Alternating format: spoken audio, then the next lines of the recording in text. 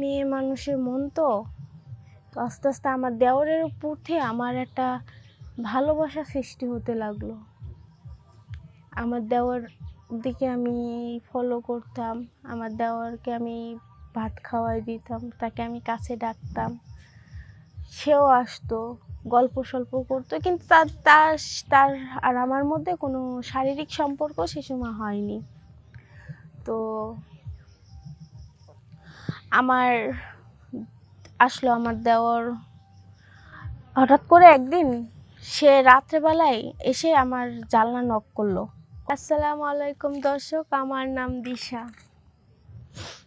চলে যাচ্ছে আমার জীবনের একটা গল্প আপনাদের সাথে শেয়ার করব বলার জন্য।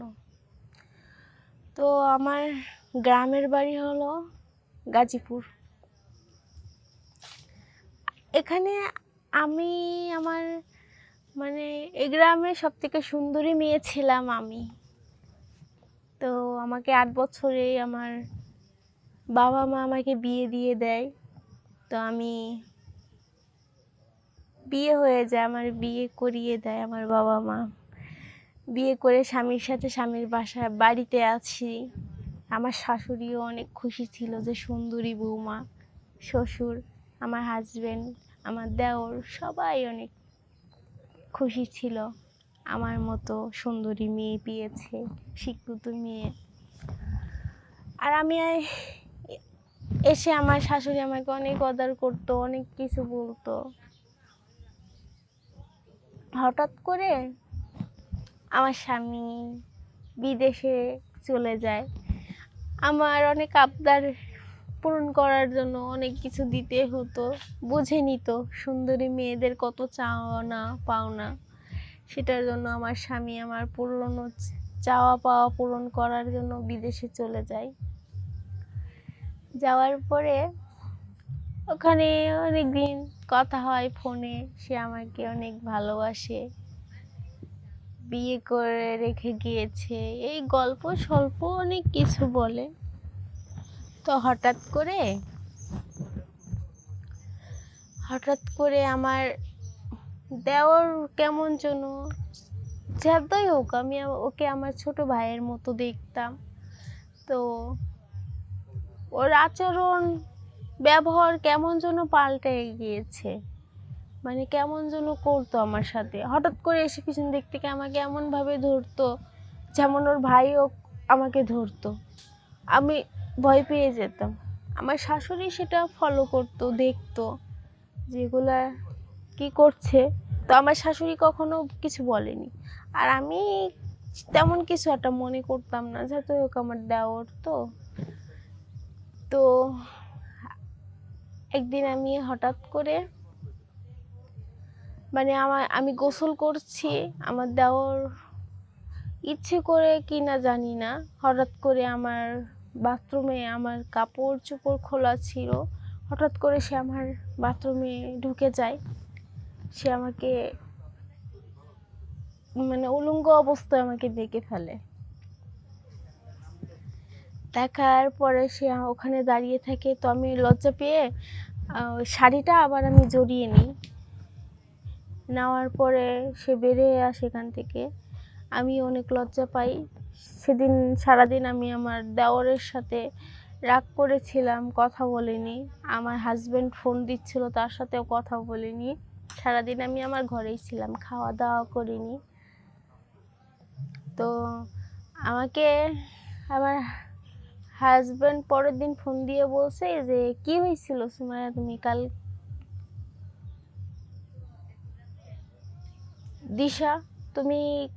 দিশা কালকে তোমার কি হয়েছিল? তো আমি বললাম যে কি আর হবে, কিছু না, এমনি মনটা ভালো ছিল না তো, এটার জন্য। তো বলল আচ্ছা ঠিক আছে। আমার ভাইটা কোথায়? সবার সাথে কথা বললো, ফ্যামিলি সবার সাথে। তো হঠাৎ করে আমার দেওর এসে আমাকে বলল যে ভাবি ভালো আছে, ভাবির কথা মনে পড়ছে, দুষ্টামি ফাজলামি করলো। তো হঠাৎ করে আমার দেওর আমার ঘাড়ের পিছন দিয়ে হাত দিয়ে সে আমার বুকে টাচ করলো, তো আমি তাকে হাতটা সরিয়ে দিয়ে ফোনটা রেখে আমি আবার সেখান থেকে উঠে গেলাম। তো এইভাবে আস্তে আস্তে আমার দেওরের সাথে আমার একটা সম্পর্ক তৈরি হতে যাচ্ছিল। মেয়ে মানুষের মন তো আস্তে আস্তে আমার দেওরের প্রতি আমার একটা ভালোবাসা সৃষ্টি হতে লাগলো। আমার দেওর দিকে আমি ফলো করতাম, আমার দেওরকে আমি ভাত খাওয়াই দিতাম, তাকে আমি কাছে ডাকতাম, সেও আসতো, গল্প সল্প করতো, কিন্তু তার তার তার আর আমার মধ্যে কোনো শারীরিক সম্পর্ক সে সময় হয়নি। তো আমার আসলো আমার দেওর, হঠাৎ করে একদিন সে রাত্রেবেলায় এসে আমার জানলা নক করলো, করার পরে আমি জানলা খুললাম, সে বলল দরজাটা খুলে দিতে। তো আমি দরজাটা খুলে দিলাম। তো সব কিছু আমার শাশুড়ি জানতো, দেখতো, কিছু বলতো না। আমি দরজা খুলে দিলাম, সে রাত্রে আমার সাথে তার আর আমার একটা সম্পর্ক হয়ে যায়। সেই রাত্রে শারীরিক সম্পর্ক হয়ে যায়। আপনারা তো বুঝতেই পারছেন যে একটা মেয়ে একটা ছেলে এক ঘরে থাকলে কি হয়। তো আমার দেওর আমার সাথে থাকলো, সকালে চলে গেল। তো আমার শাশুড়ি সব কিছু দেখেও না দেখার ভান করে থাকতো, কিছু বলতো না। তো এটাতে আমরাও একটু স্বাধীনতা পেয়ে গেলাম যে কিছু বলে না আমার শাশুড়ি। শ্বশুর বাড়িতে থাকতো না ততক্ষণ, মানে কিছুক্ষণের মতো আসতো চলে যেত, শ্বশুর ততটা খেয়াল করতো না। আমার শাশুড়ি খেয়াল করতো, বাট আমার শাশুড়ি কিছু বলতো না। তো হঠাৎ করে একদিন আমার স্বামী থাকে বিদেশে আর আমি থাকি এখানে। হঠাৎ করে আমার একদিন চেহারা মানে নিজের চেহারা চেঞ্জ হয়ে যায় কেমন একটা, আর বমি বমি ভাব পায়। তো আমি ডাক্তারের কাছে পরীক্ষা করে জানতে পারি যে আমি প্রেগনেন্ট হয়ে গেছি। তো আমার শাশুড়ি তো সব কিছু জানে, সব কিছু বুঝে, আর আমার দেওরও তো সব কিছু জানে। পাড়ার লোকে না জানুক, সবাই তো জিজ্ঞাসা করতেছে যে তোমার স্বামী থাকে বিদেশে, তুমি প্রেগনেন্ট কিভাবে হলে, এই 4 মাসের বাচ্চা তোমার পেটে কিভাবে আসলো। এই সবার, আমার বাবা মা, আমার নিজের বাড়ির থেকে, মানে সবাই আমার উপরে চাপ দিচ্ছে। কিন্তু সে সময় আমার শাশুড়িও চুপ ছিল, আমার দেওরও চুপ ছিল। আমার হাজব্যান্ড তো আমাকে বলছে যে ওকে বাড়ির থেকে বের করে দাও, ওর মতো নোংরা মহিলার আমার দরকার নাই। তো আমি সবার সামনে বলেই দিলাম যে এই বাচ্চার বাবা আর কেউ না, আমি বাইরে কারোর সাথে কোনো খারাপ কিছু করিনি, আমার দেওর এই বাচ্চার বাবা। তো সবাই আমার দিকে তাকিয়ে বলল, দেওর মানে তুমি এত খারাপ। সে সময় আমার উপরে আরও খারাপ নজরে সবাই তাকাতে থাকলো। তো আমি সবাইকে, আমার মাকে, আমার বাবাকে কাঁদতে কাঁদতে বললাম যে আমার শাশুড়ি সব কিছু জানা সত্ত্বেও আমার দেওর আমার সাথে আমার ঘরে ঢুকতো, সব কিছু করতো। আমার শাশুড়ি কখনো আমার দেওরকে কিছু বলেনি। আমি আমার হাজব্যান্ডকেও বলি।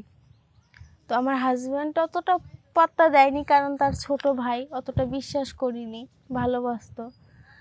তো পরে আমার বাবা মা তার উপরে মামলা দেওয়ার পরে বলে যে ওই বাচ্চার দায়ভার নেওয়া লাগবে। তো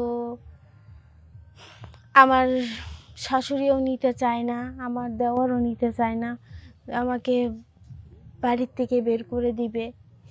মানে ওরা প্ল্যান করছে আমাকে বাড়ির থেকে বের করে দিবে। তো আমার বাবা মা যখন মামলা করছে তখন কিছু করার নাই, তাদেরও কিছু করার নাই। তারাও বলতেছে যে বাচ্চার তো দায়ভার একজনকে নিতে হবে। তো পরে আমার স্বামী বিদেশ থেকে দেশে ফিরে পরে আমার দেওর মানে বাড়ির থেকে পালিয়ে যায়, আমার স্বামী আসবে বলে দেখে পালিয়ে যায়। তো এখন সেভাবেই আমার স্বামী এসে আমাকে, মানে বিদেশ থেকে এসে এই অবস্থায় আমাকে অনেক মারধর করে আমাকে বলে যে এমন কাজটা কিভাবে করলি তুই আমার ছোট ভাইয়ের সাথে। তো আমি বললাম একার দোষ তো আমার না, তোমার মা দেখতো, তোমার ভাই নিজের থেকে এমন করতো। পরে আমাকে গ্রামে সবাই আসে, এসে আমার স্বামী আসে, সবাইকে ডাকে, আমার বাবা মা আসে, ফ্যামিলি সবাই আসে। আমার বাবা মা তো আসতেই চায় না, লজ্জায় তারা আসতে চায় না, যে এই মেয়ের মুখ দেখতে চায় না।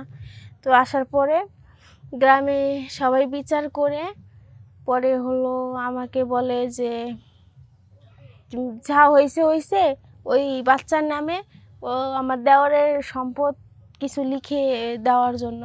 তো আমার বাচ্চার নামে সম্পদ লিখে দেয়। এখন আমি স্বামী হারা হয়ে নিজের সুখের সংসার নষ্ট করে সেই অবৈধ বাচ্চাকে নিয়ে আমি আসি। আমার দেওর যে সম্পদটা দিছিল আমাকে, সেখানেই আমি আসি। আর কি বলবো আপনাদেরকে, আমার মতো কেউ এরকম ভুল করবেন না। আমি যে ভুল করেছি, সুখের সংসার নষ্ট করেছি, আমার মতো কোনো বোন এরকম ভুল করবেন না।